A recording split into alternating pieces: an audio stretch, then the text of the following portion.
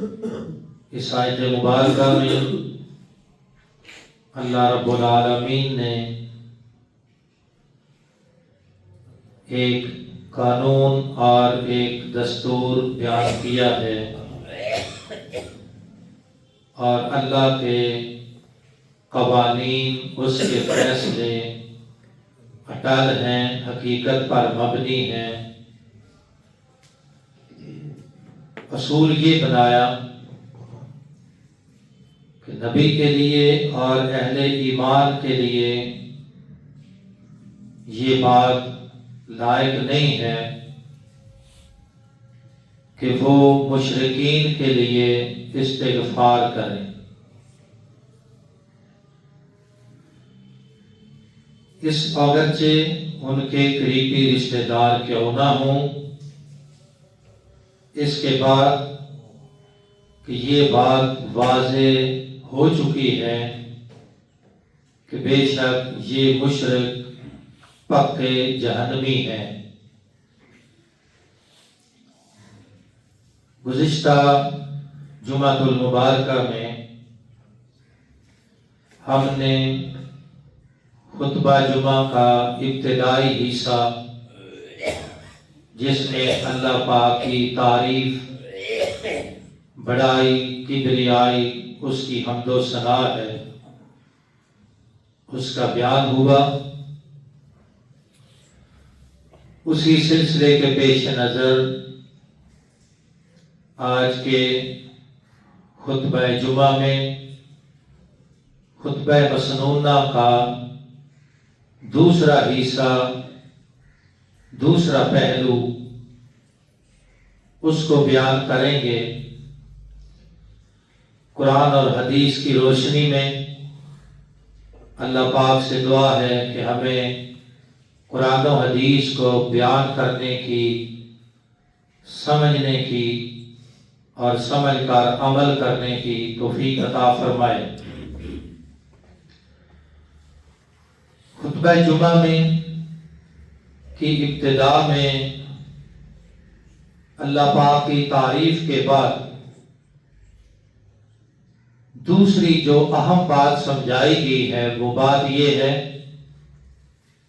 کہ من یہدہ اللہ فلا مضل لہ ومن یضللہ فلا ہادی لہ۔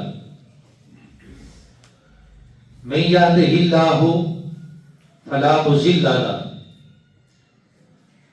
نبی پاک اپنے خطبہ میں یہ کلمات کہتے تھے کہ لوگوں، جس کو اللہ پاک ہدایت دے دے یا ہدایت دینا چاہے، اسے دنیا کی کوئی طاقت گمراہ نہیں کر سکتی۔ اور ساتھ ہی فرمایا وَمَن يُضْلِلْهُ فَلَا هَادِيَ لَهُ۔ اور اللہ جس کو گمراہی پر چھوڑ دے تو اس کو پھر دنیا کی کوئی طاقت ہدایت نہیں دے سکتی۔ دونوں باتیں حقیقت پر مبنی ہیں کہ ہدایت بھی اسی کو ملتی ہے جس کو ہدایت اللہ دے، پہلی بات۔ دوسری بات یہ ہے کہ اللہ پاک تو سب کو ہدایت دینا چاہتا ہے، تو پھر لوگ گمراہ کیوں ہیں؟ تو اس کا جواب یہ ہے کہ اللہ پاک اسی کو ہدایت دیتے ہیں جو ہدایت کے لیے محنت، جستجو، کوشش، تڑپ اور فکر اور ہدایت کی تلاش میں ہو۔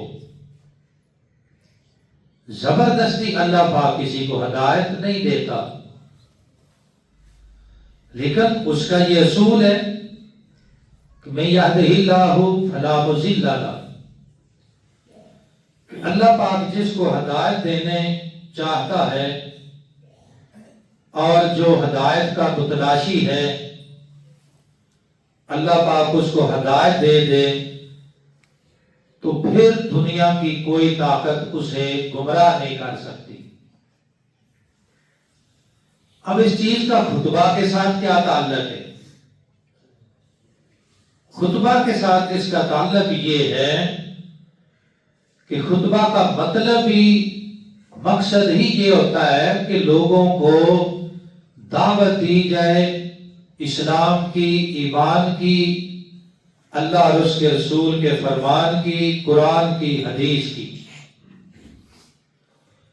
اب یہ دعوت عام ہے کہ جو چاہے اس کو مان لے، اس کو فائدہ ملے گا، اس کو ہدایت ملے گی، اور جو نہیں ماننا چاہتا نہ مانے، وہ پھر گمراہی کے اندر زندگی بسر کر کے گمراہی میں ہی اس کا خاتمہ ہو جائے۔ تو جہاں تک دعوت کی بات ہے، وہ ہر نبی نے اپنی قوم کو دعوت دی اور اللہ کا پیغام اللہ کے بندوں تک پہنچایا۔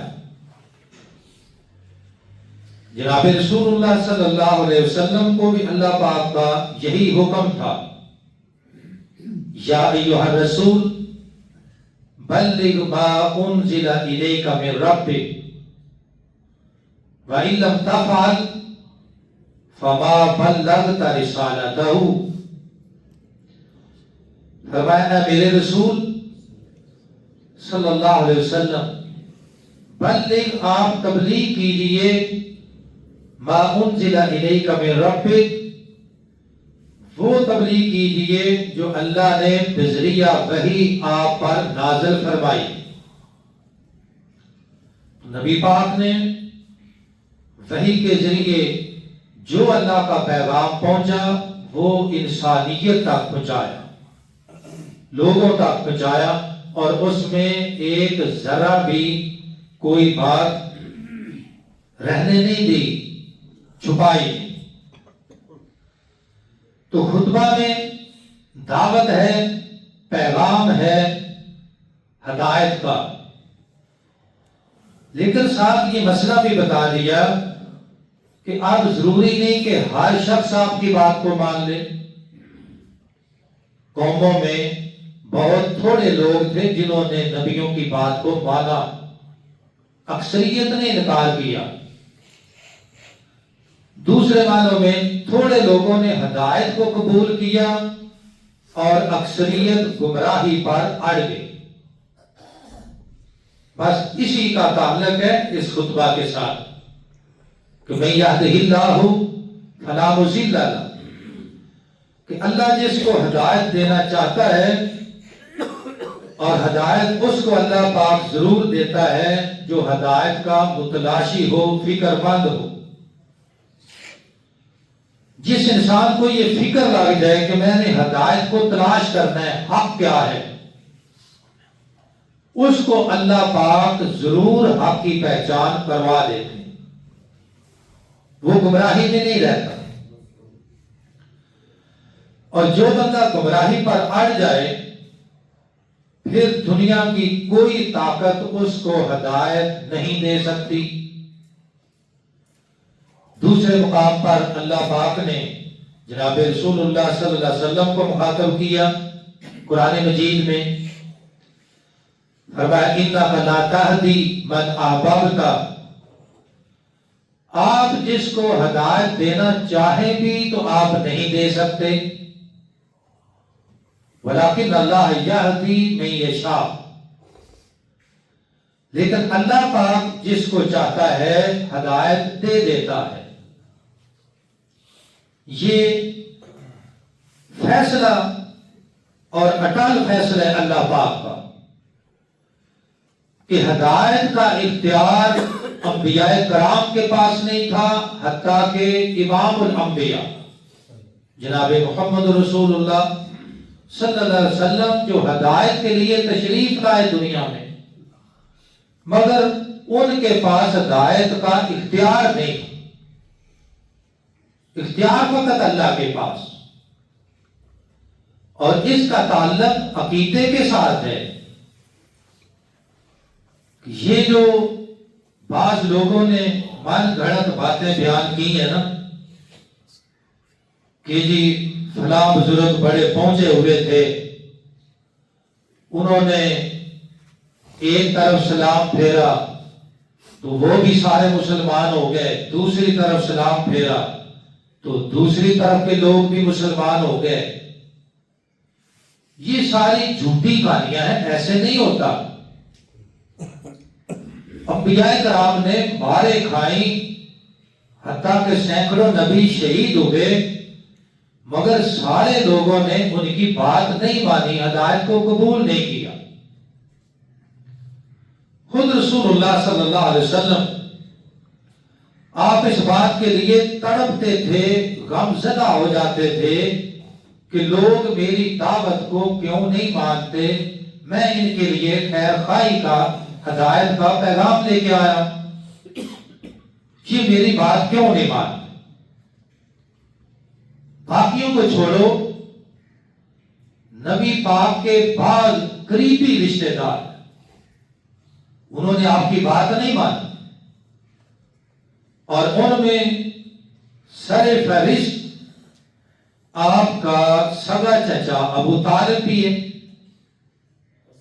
جس نے ساری زندگی نبی پاک کا ساتھ دیا۔ مکی دور میں جب مکہ کے تمام لوگ، مکہ کے کافر، مکہ کے سردار ابو جہل، اس کے ساتھی نبی پاک کے سخت دشمن تھے، اس دشمنی میں بھی ابو طالب نے نبی پاک کا ساتھ نہیں چھوڑا،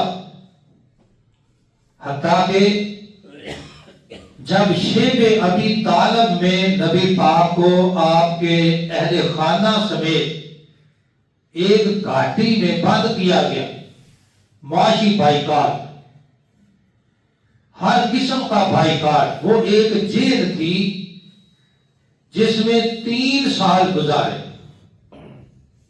نہ کوئی کھانے کی چیز وہاں پہنچتی تھی، نہ پینے کی، نہ پہننے کی، نہ ضروریات زندگی کی، مکمل بائیکاٹ۔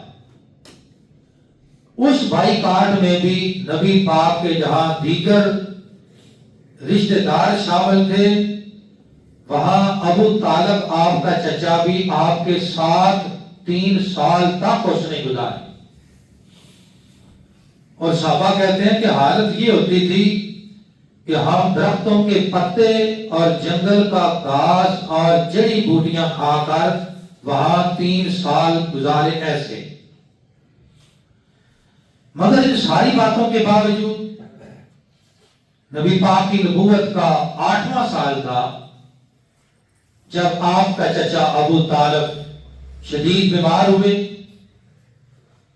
نبی پاک حال پوچھتے رہے اور ساتھ ساتھ دعوت دیتے رہے کہ چچا میں چاہتا ہوں کہ آپ میرا کلمہ پڑھ لیں، مسلمان ہوں۔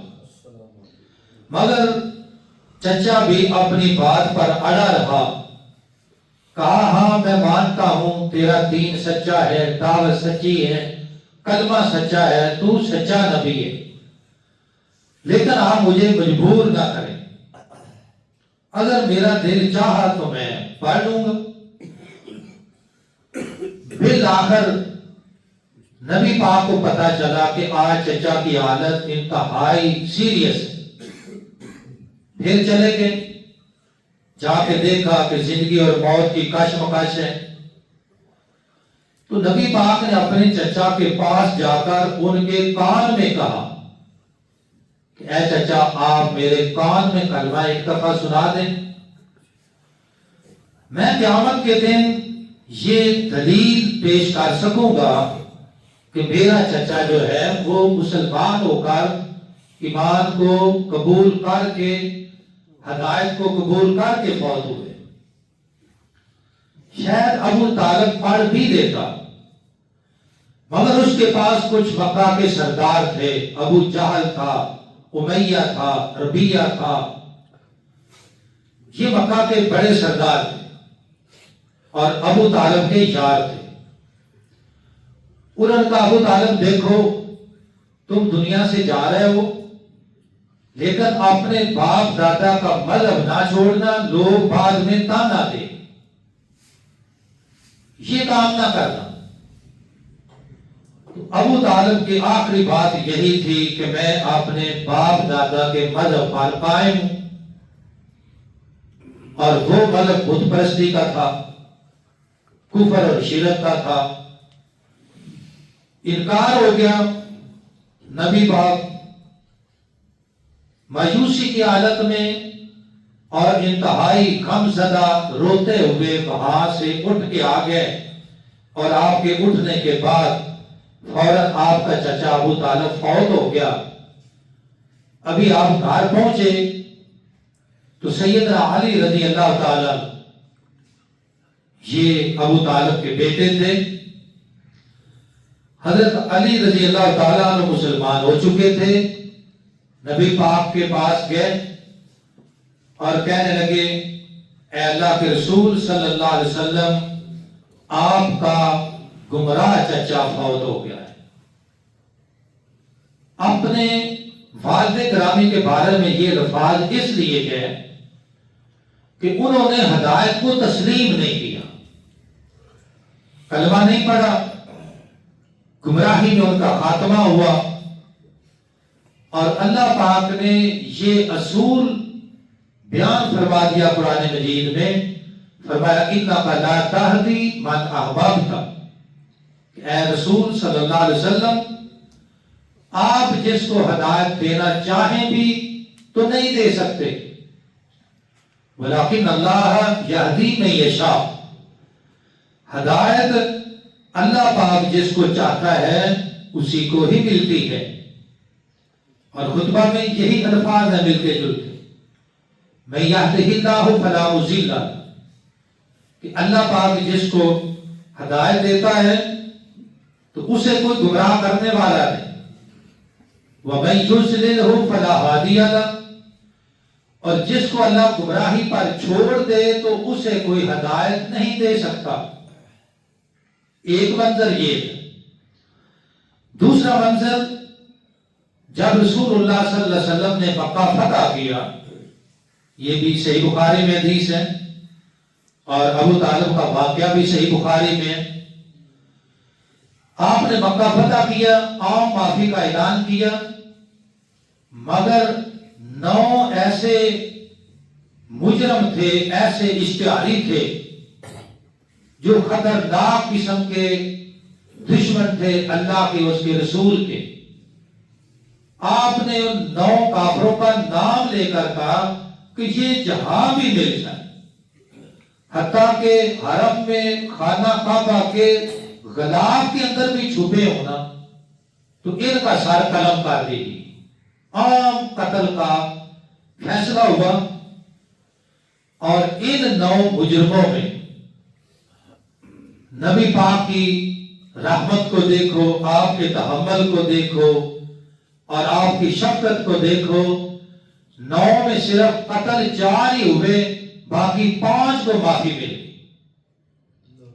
ان میں سے ایک کافر تھا جس کا نام ہے حبار بن اسود، مسلمان ہو گیا تھے بعد میں رضی اللہ عنہ، مگر انہوں نے حالت کفر میں نبی پاک کے ساتھ بڑی بدترین دشمنی کی، اور سب سے بڑا جرم اس کا یہ تھا کہ حبار بن اسود کا، کہ جب رسول اللہ صلی اللہ علیہ وسلم مکہ سے ہجرت کر کے مدینہ گئے، آپ کے گھر والے بھی گئے، صحابہ بھی گئے، آپ کی بیٹیوں نے بھی ہجرت کی، تو سیدہ زینب رضی اللہ تعالی عنہ نبی پاک کی رخت جگر ہے، سب سے بڑی بیٹی، یہ بھی ہجرت کے لیے اپنے اونٹ پر سوار ہو کر نکلی مکہ سے۔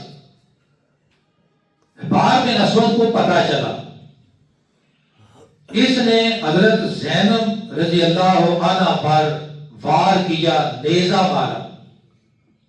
خاتون تھی اور وہ بھی حاملہ تھی۔ نبی پاک کی بیٹی اونٹ سے گر گئی، شدید زخمی ہو گئی، حمل ضائع ہو گیا۔ اس وقت تو بچ گئی جان، مگر بعد میں پھر اسی زخم میں شہادت ہوئی۔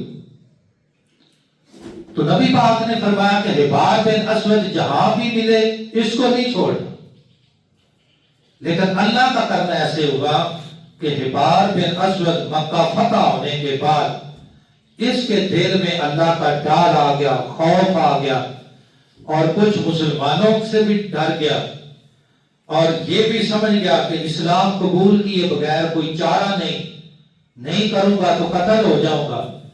اس کو کسی نے کہا اگر قتل سے بچنا ہے تو نبی پاک کے پاس چلے جاؤ، کلمہ پڑھ لو، تمہاری جان بچ جائے۔ اب دن کے وقت جا نہیں سکتا تھا کیونکہ پتا تھا میں پہچان لیا گیا تو قتل ہو جاؤں گا، جس نے بھی دیکھ لیا مجھے مار دے گا۔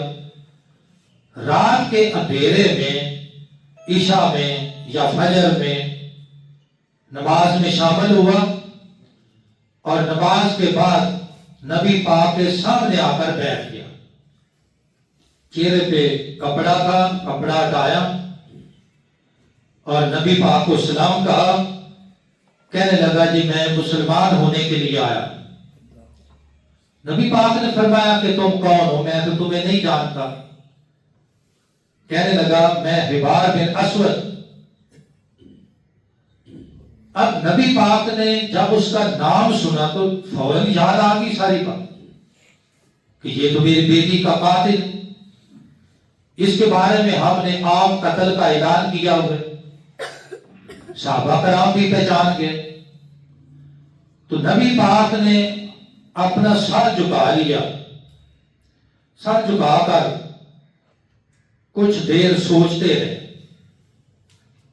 کچھ دیر کے بعد سر اٹھایا اور کہا کہ ہم نے تمہیں معاف کر دیا ہے، اب بیعت کرو اور اسلام میں داخل ہو جاؤ۔ حبار بن اسود نے نبی پاک کے ہاتھ پر بیعت کی، کلمہ پڑھا، مسلمان ہو گئے۔ اب اللہ کا کرنا دیکھو کہ اس شخص کے بارے میں خود نبی پاک کا قتل کا فیصلے، صحابہ کرام اس کو بڑے عرصے سے ڈھونڈ رہے تھے قتل کے لیے۔ اگر یہ اس حالت میں قتل ہو جاتا تو پکا جنمی تھا، کافر تھا، دشمن رسول تھا، مگر اللہ پاک نے ساری دشمنی کے باوجود اس کو ہدایت کی طرف مائل کیا، نبی پاک کے سامنے بٹھا دیا اور اسلام کو قبول کر کے جہنم سے بچا کر جنت کا وارث بنا دیا۔ تو جب وہ چلا گیا تو صحابہ کرام نے کہا اللہ کے رسول آپ نے تو اس کے قتل کا اعلان کیا، آپ معاف کیوں کیا؟ فرمایا کہ معاف فوری تو نہیں کیا، میں نے تو کچھ دیر انتظار کیا کہ جو پہلا فیصلہ ہے وہ برقرار ہے، تم نے کوئی کارروائی نہیں کی، تو پھر جب کوئی ایمان کے لیے میرے پاس آ جائے تو میں انکار نہیں کرتا۔ میں نے تو اس کو ہدایت کا پیغام اس نے مانا، میں نے قبول کیا۔ صحابہ کرام کہنے لگے بڑے افسوس ہوا ہمیں، آپ ہمیں اشارہ کر دیتے، ہم اس کا سر قلم کر دیتے۔ نبی پاک نے فرمایا کہ پیغمبر کی شان کے خلاف ہے کہ وہ اشارہ کر کے لوگوں کو قتل نہیں کرواتا۔ پہلا فیصلہ تھا، اگر تم کارروائی کرنا چاہتے تو کر لیتے، نہیں کی تو میں نے اس کی ہدایت کو قبول کر لیا۔ جب اللہ نے اس کو سمجھ دے دی، ہدایت دے دی، تو میں انکار نہیں کر سکتا۔ اللہ پاک فرماتے ہیں من یہدہ اللہ فلا مضل لہ، کہ اللہ پاک جس کو ہدایت دینا چاہے اس کو کوئی گمراہ نہیں کر سکتا۔ وَمَن یضللہ فلا ہادی لہ، اور جس کو اللہ گمراہی پر چھوڑ دے تو پھر اسے کوئی ہدایت نہیں دے سکتا ہے۔ یہ خطبہ مسنونہ کا دوسرا حصہ اپنے اختتام کو پہنچا۔ انشاءاللہ تیسرا حصہ آئندہ خطبہ جمعہ میں بیان کریں گے۔ اللہ پاک حق بات کو پہچاننے کی، تسلیم کرنے کی، ماننے کی، عمل پیرا ہونے کی توفیق عطا فرمائے۔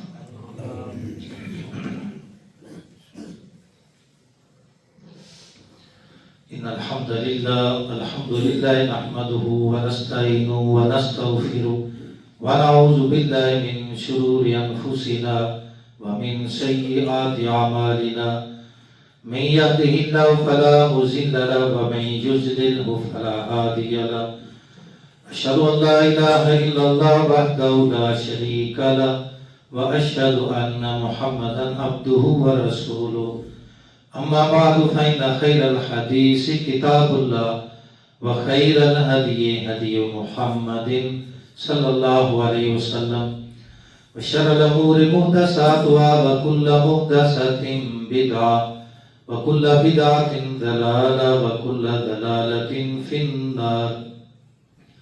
خطبہ جمعہ کے آداب میں ایک ادب یہ بھی ہے کہ آپ جب مسجد میں آتے ہیں جمعہ کے لیے تو بے شک آپ 2 رکعت نماز باہر بھی پڑھ لیں یا آخری صف میں پڑھ لیں، کوئی مسئلہ نہیں، لیکن اس کے بعد کوشش کیجئے کہ پہلے آنے والے بھائی آگے بیٹھیں. آپ بھائی پیچھے بیٹھ جاتے ہیں، درمیان میں جگہ خالی ہوتی ہے، وہ پھر پیچھے بعد میں آنے والوں کو آگے آنا پڑتا ہے، تو یہ طریقہ غلط ہے. ترتیب یہ ہے کہ سب سے پہلے آنے والے پہلی صف، اس کے بعد آنے والے دوسری صف، اس کے بعد آنے والے تیسری صف، پھر چوتھی، پھر پانچویں. یہ ایک ترتیب ہے. جب آپ اس کی خلاف ورزی کریں گے تو ممکن ہے گزرنے والا آپ کی گردن کو پھلانگ کر گزرے، کیونکہ آگے جگہ موجود ہے، پیچھے اور ہے. تو اس کا خیال کرنا ہماری ذمہ داری ہے. ایک یہ ادب ہے، جمعہ کا ترتیب ہے. اور دوسرا ادب یہ ہے کہ دوران خطبہ آپ ٹیک لگا کر نہیں بیٹھیں گے. کرسی پر بھی اگر آپ بیٹھے ہیں تو کوشش کریں کہ ٹیک چھوڑ کر بیٹھیں، سوائے اس کے کہ کوئی مریض ہے، اس کو درد ہے، تکلیف ہے، تو مریض کے لیے رخصت ہے، ورنہ ٹیک چھوڑ کر بیٹھیں. دیوار کی بھی ٹیک نہ لگائیں، کرسی کی ٹیک نہ لگائیں، کیونکہ اگر ٹیک لگا کر آپ کو نیند آ گئی اور تھوڑی دیر کے لیے آپ سو گئے تو آپ کا وضو ختم، پھر آپ کو وضو دوبارہ کرنا پڑے. ہاں اگر بغیر ٹیک کے آپ کو کوئی نیند کا جھٹکا لگ بھی گیا تو اس سے وضو نہیں ٹوٹتا، اگر ٹیک لگا کر سونے سے وضو ٹوٹ جاتا ہے. اس کا بھی انتظار خیال کرنا ضروری ہے. سبحان ربک رب العزت عما یصفون وسلام علی المرسلین والحمد للہ.